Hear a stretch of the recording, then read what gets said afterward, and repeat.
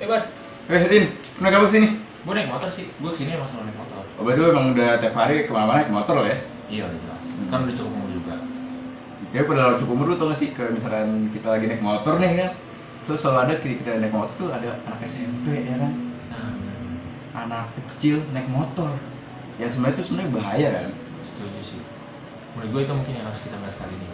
Boleh juga sih kita ngebahas itu ya Pak. Boleh, Bang. Nah, yes. Oke, jadi kan karena kita ngebahas tentang fenomena pengendara motor yang masih di bawah umur, tau nggak sih jumlah motor dan kendaraan itu kan dari tahun ke tahun itu kan semakin mengalami peningkatan kan.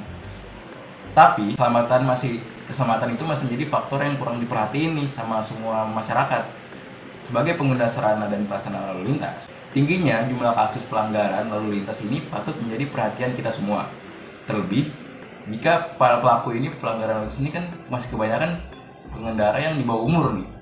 Jadi mengapa nih anak di bawah umur ini kok mengendarai sepeda motor? Jadi kita pun sudah melakukan penelitian mengapa hal ini terjadi. Yang pertama tuh ada faktor internal. Apa sih faktor internalnya? Yang pertama itu keinginan diri sendiri. Maraknya pengendara sepeda motor di bawah umur ini terjadi karena ada keinginan nih dari dirinya sendiri yang sangat kuat. Terlebih lagi ada dorongan dari luar seperti dari teman-temannya atau dari media massa seperti media entertainment seperti misalkan MotoGP yang dimana itu melakukan stimulus kepada si anak tersebut. Yang kedua ini kebebasan. Kebebasan dalam ini adalah kebebasan dari orang tua yang membiarkan si anaknya ini memiliki motor. Yang kedua ada faktor eksternal. Yang pertama itu dari faktor keluarga. Berdasarkan hasil penelitian kami, orang tua ini justru memfasilitasi anak dengan kendaraan pribadi dengan alasan orang tua ini sibuk bekerja dan tidak sempat mengantarkan anaknya ke sekolah. Tentunya bukan hal yang bijak jika pemberian sepeda motor ini dilakukan kepada anak di bawah umur. Yang kedua, faktor eksternal dari teman sebaya. Teman sebaya ini juga sebagai tempat sosialisasi karena anak akan sering bermain dan berinteraksi dengan teman sebayanya. Anak remaja yang notabene masih mempunyai tingkat emosi yang labil akan lebih mudah dipengaruhi oleh orang lain, termasuk temannya sendiri. Gitu. Yang ketiga, kurangnya transportasi umum. Di luar daerah itu kan masih banyak transportasi umum yang belum memadai kan. Jadi faktor ini tuh berpengaruh nih. Si anak itu jadi menggunakan sepeda motor untuk ke sekolah. Yang pasti kasus pengendara motor yang dia diceritain tadi itu pasti nggak lepas lah dari peran orang tua dan keluarga dalam mendidik anak-anak. Pembentukan perilaku ini nih cenderung mendorong remaja untuk melakukan hal-hal yang beresiko yang sekaligus bisa mengganggu pengendaraannya, misalnya kebut-kebutan atau bahkan menjadi balap liar. Berbagai penelitian banyak yang menyebutkan bahwa penyimpangan pada anak di bawah umur diantaranya karena ketidakmatangan. Ketidakmatangan apa? Ketidakmatangan emosi remaja dalam mengambil keputusan atau mengambil resiko yang mengarah pada ketidakpedulian orang tua. Nah, selain orang tua, ada juga peran aparat atau kepolisian. Ini cukup berpengaruh nih dalam intensitas pelanggaran di bawah umur ini. Polisi lalu lintas sering melakukan penertiban ataupun pengawasan di jalan raya, gunanya untuk memberi keamanan dan keselamatan bagi para pengguna kendaraan bermotor dan menghindari maraknya pengguna sepeda motor di bawah umur. Salah satu yang terpenting adalah peran pendidikan atau sekolah.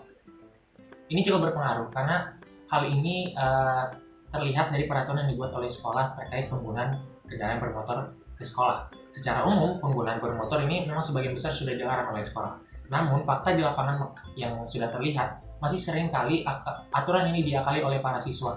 Contoh nyatanya seperti adanya tempat penitipan motor bagi siswa yang menggunakan kendaraan bermotor ke sekolah. Menghadapi perilaku seperti ini, sekolah harusnya jangan diam, harusnya lebih tegas dalam menegakkan aturan terkait larangan ini. Nah, kalau menurut pengalaman lu gimana? Lu pernah nggak bawa motor pas masih di bawah umur? Oh, gue pernah tuh. Jadi gue kan baru bisa bawa motor itu pas kelas 10 ya kan.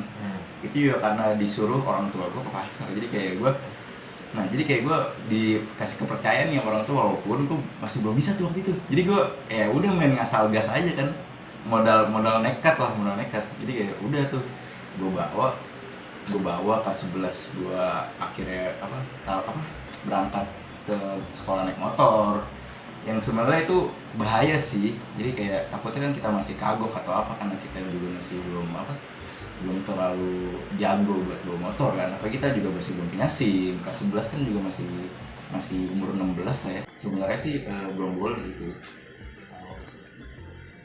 Gue juga punya pengalaman sih di bawah umur waktu itu. Cuman ya memang udah dari awal salah ya. Gue juga ya efeknya gue belum punya SIM.